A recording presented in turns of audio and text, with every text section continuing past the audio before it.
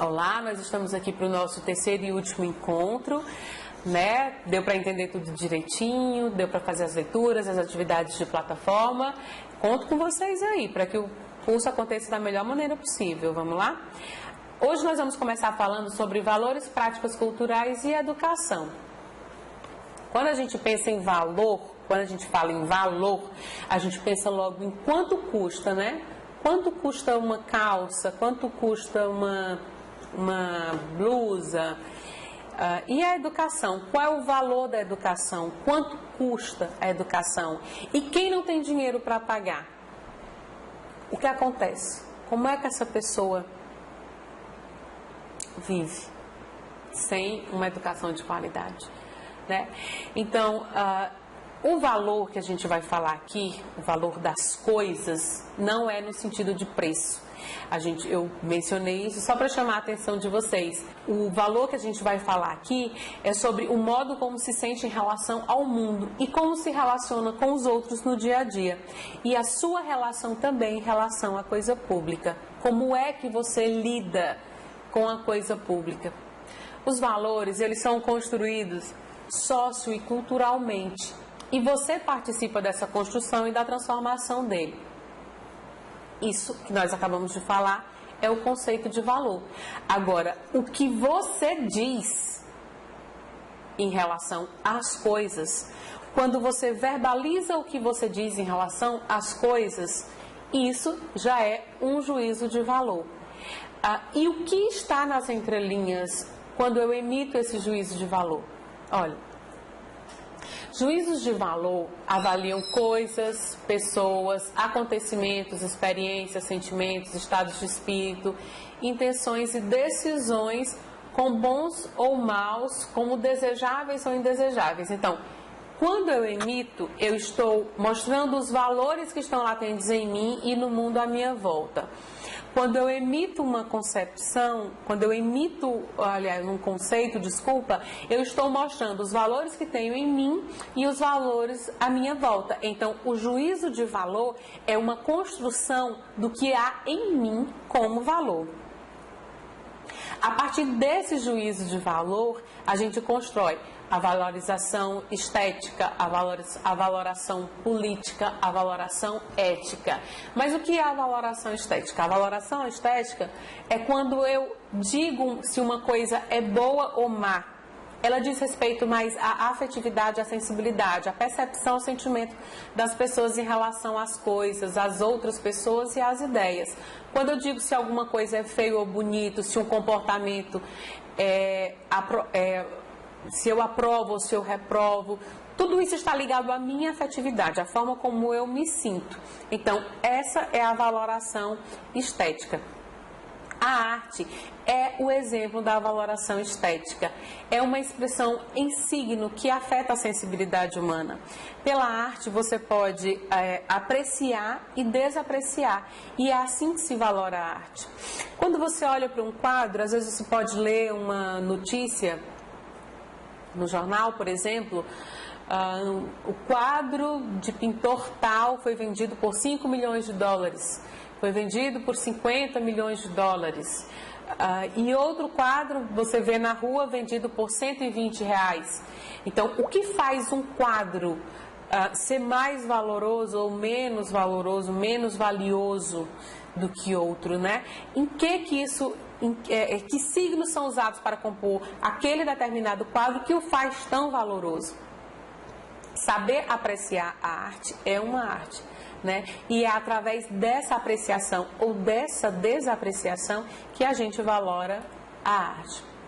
Valorizar as diferenças, respeitar a individualidade e a sensibilidade dos outros faz com que se construam novos conceitos na desconstrução e na reconstrução da cultura a partir da escola. E a valoração ética que eu mencionei para vocês há pouco, o que seria? A ética, ela diz respeito aos costumes, a relação com o outro, e nessa relação seguem certas regras que orientam os comportamentos. E essas regras que orientam esses comportamentos, elas constituem a moral. E dentro desse conceito de valoração ética, a gente ainda vê a heteronomia e a autonomia. a heteronomia sendo a obediência a regras construídas por outros, né? E a autonomia como a obediência a regras construídas por você mesma e com os outros. Na nossa escola, por exemplo, a gente tem alguns documentos que regulam o funcionamento da escola. O PCC, que é o Projeto Político Pedagógico, o Regimento Interno da Escola, né? Tudo isso são regras. E essas regras, elas têm que ser autônomas. Como assim? Elas têm que ser construídas por você e pelos outros que fazem parte da escola. Então, ela não tem que ser um papel copiado e colado da internet, por exemplo, ou porque funciona na escola X, vai funcionar na minha escola. Não. Ele é um documento, ele é um papel que deve ser construído por aqueles entes que fazem parte daquele universo. Então, dentro desse contexto, eu já posso afirmar para vocês que a autonomia é a melhor para a vida na escola. Vocês concordam? E o que é moral? Moral é um conjunto de regras e valores sociais que organizam e orientam o comportamento e a ação dos indivíduos nas relações sociais. Exemplos de valores morais: amizade, responsabilidade, respeito, honestidade, solidariedade, todos esses valores que fazem com que a vida social se torne mais aprazível, certo? Então, eu falei de três conceitos de valoração: estética, ética e a valoração política, né?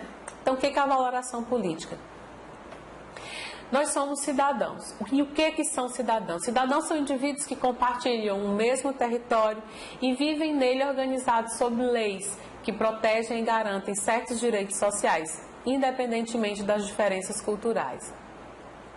O Estado, além de territórios e das leis, ele é constituído por algumas instituições, né? A que legisla, que é o Poder Legislativo, os que fazem cumprir essa legislação, que é o Poder Judiciário, e o que implementam políticas públicas para efetivar e aumentar o direito de todos. Esse aí é o Poder Executivo. Então, como cidadão, você tem direitos. Então, o primeiro valor a ser percebido como cidadão é a igualdade de direito, tá? É a igualdade entre os desiguais, né? Porque nós não somos todos iguais, no sentido de que alguns têm necessidades, têm um tipo de necessidade que outros não têm. Então, o balançar, o equilíbrio do direito, desse direito, é justamente a igualdade de direito entre essas pessoas que são desiguais. Você se torna cidadão através da participação e pela responsabilidade que tem com as coisas públicas. Essas coisas públicas, elas podem ser mantidas ou não pelo Estado, tá? Isso não importa, mas que são pertencentes a todos os cidadãos. E a educação escolar, ela é uma obrigação do Estado. Como obrigação do Estado, ela é um direito do cidadão, tá? E dentro desse contexto, a gente pode perceber como valores importantes, os valores mais subjetivos: cidadania, participação, igualdade de direito, inclusão e exclusão. Você conhece e reconhece esses valores? Esses valores são trabalhados na sua escola, no seu ambiente de trabalho? A gente pode até dizer que a educação, ela acontece mesmo sem a intenção de educar, mas a educação escolar, ela deve ocorrer de forma programada. Então, a educação, ela acontece em todos os ambientes escolares, não apenas dentro da sala de aula. O que ocorre dentro da sala de aula é a educação programada, né? A educação é um direito para a participação na vida social e ter acesso aos direitos de cidadania. Nós temos alguns documentos que são fundamentais que a gente conheça e que a gente siga para que a educação escolar ocorra da melhor maneira possível. Um desses documentos é a LDB. A LDB é a Lei de Diretrizes e Bases da Educação, é a lei número 9394/96 e, junto com ela, os parâmetros curriculares nacionais. Esses dois documentos, eles valorizam o trabalho e a cidadania como contexto que dão sentido àquilo que deve ser aprendido na escola. E o que precisa ser aprendido segundo esses dois documentos, né? Segundo a LDB e segundo os PCNs? o que deve ser aprendido são as competências para participar da vida produtiva, que é o trabalho, e da vida pública, que é a cidadania. Que competências são essas? São as competências técnicas, cognitivas, reflexivas e inventivas. Dentro desse contexto da escola, a gente encontra também as práticas culturais, que são práticas também de cidadania. Então, vamos pensar um pouco sobre o que nós vimos até agora, tá bom? O que faz com que eu me sinta humano? Como eu me tornei o que eu sou hoje? E o que isso tem a ver com a educação e a escola? Então, na primeira unidade, vamos fazer uma recapitulação rápida sobre tudo que a gente viu até agora. Na primeira unidade, nós temos a escola como espaço educativo, transmissora de valores culturais. Nós vimos que as culturas, elas se transformam pelo contato com outras culturas e pela forma como se relacionam.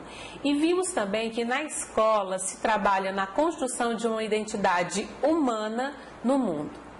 Na segunda unidade, nós tivemos a problematização das práticas simbólicas, tá? Que é quando o homem quando a gente começa a trabalhar como o homem se manifesta através de símbolos, né? Com a construção da linguagem, né? Aí vimos as práticas de linguagem na escola e qual o sentido de uma cidadania educada no diálogo e na comunicação, né? Qual é a melhor forma da construção dessa cidadania. E vimos também que as relações não são tão óbvias quanto parecem, que elas podem trazer algum tipo de dificuldade de entendimento e de poder nessas relações da escola. Nessa terceira unidade, nós vimos a prática laboral como prática educativa. Então, não importa em qual setor da escola você trabalha, a sua prática laboral, ela também é reconhecida como uma prática educativa. Quando homens e mulheres, quando eles não fazem uma reflexão sobre o seu trabalho, eles podem ficar alienados em relação ao que produzem. É quando você simplesmente faz o seu trabalho mecanicamente, quando você não dá o devido valor a esse trabalho no contexto da escola. Se na escola, que é uma instituição de educação, se o trabalho for alienante, a educação também o será. Na escola, todo trabalho educa. Portanto, todo trabalho deve ser planejado para educar em todos os setores da escola. Nós vimos também as práticas valorativas na educação. Educar para o trabalho é a mesma coisa que educar para a cidadania, como a legislação brasileira orienta? Para se responder essa questão, é preciso entender os valores que são construídos e desconstruídos na escola. Então, para entender para que aspecto a educação está sendo construída, a gente precisa entender quais são os valores que são construídos e desconstruídos na escola. Vamos dar uma visão geral agora do que é trabalhado na própria escola. Qual é a importância do currículo para a escola? Você já parou para pensar nas disciplinas que são ensinadas na sua escola, nos valores que são passados na sua escola, se são trabalhados os eixos transversais, se são trabalhados, como são trabalhados esses eixos transversais, se os documentos que devem orientar a prática educacional são respeitados? Você já parou para pensar nisso? Você já leu o projeto político-pedagógico da sua escola? Né? O que se ensina e o que se aprende na escola? Na escola a gente tem que ensinar, além dos conhecimentos, procedimentos, comportamentos e valores. Os PCNs, que a gente já mencionou agora há pouco, eles trazem os temas transversais de ética, cidadania, diversidade cultural, meio ambiente, saúde, sexualidade, tudo isso para o ensino fundamental. Tudo isso para o ensino fundamental, né? E eles trazem contexto de trabalho e cidadania em torno dos quais se organizam esse projeto político-pedagógico e, a partir do projeto político-pedagógico, todos os processos educativos que vão permear a escola. E onde se ensina e onde se aprende na escola? A educação que se faz na escola não é vinculada apenas à sala de aula, nós já comentamos isso aqui com vocês. É preciso que a gente vincule essas experiências cotidianas dos outros ambientes com o conhecimento específico em sala de aula. Então, na cantina a gente pode vincular o conhecimento de saúde, da parte alimentar, com o que é trabalhado em sala de aula, a questão de higiene, a questão de educação, a questão do respeito à coisa pública, do respeito ao espaço do outro, tudo isso que a gente pode, tudo isso que a gente vê fora também da sala de aula, a gente pode vincular aos conhecimentos específicos que são tratados. E como se ensina e como se aprende em sala de aula? Primeiro, pelo exemplo prático. Isso é óbvio.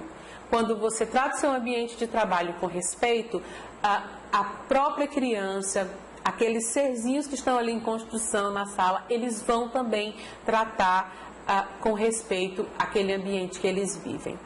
Pela transmissão de conhecimentos prontos, né, os conhecimentos que já vêm acumulados ao longo dos anos, né, que já foram produzidos pela humanidade, e pela investigação, pelo diálogo, pela experiência prática planejada, vivenciada e pensada por todos e para todos. Então, é dessas três formas que a gente pode aprender. Mas eu acho que o exemplo prático, além de tudo que a gente fala, ele termina se tornando muito importante. Pelo exemplo prático, você mostra os seus valores, o professor mostra os seus valores, todos os entes envolvidos na escola mostram os seus valores através do exemplo prático, tá certo? E quem ensina e quem aprende na escola? Todos, tá? Todos. Na escola, todos educam e todos são corresponsáveis por esse universo que gravita em torno da própria escola e dentro dela mesma. Dizendo isso, eu digo para vocês que todos os entes envolvidos na escola são importantes. Então, o fato de você estar se qualificando, estar buscando novos conhecimentos, nova forma de trabalhar, mostra também que você respeita esse espaço, que você respeita esse ambiente de trabalho. Ok? Então, a gente fica por aqui. Eu espero que vocês tenham gostado da disciplina, eu espero que vocês aproveitem todos os conceitos que foram trabalhados aqui por nós e que a partir disso você construa um novo ambiente de trabalho, construa valores que você leve para a sua vida cotidiana e que você, sobretudo, imprima no seu ambiente de trabalho. Até a próxima!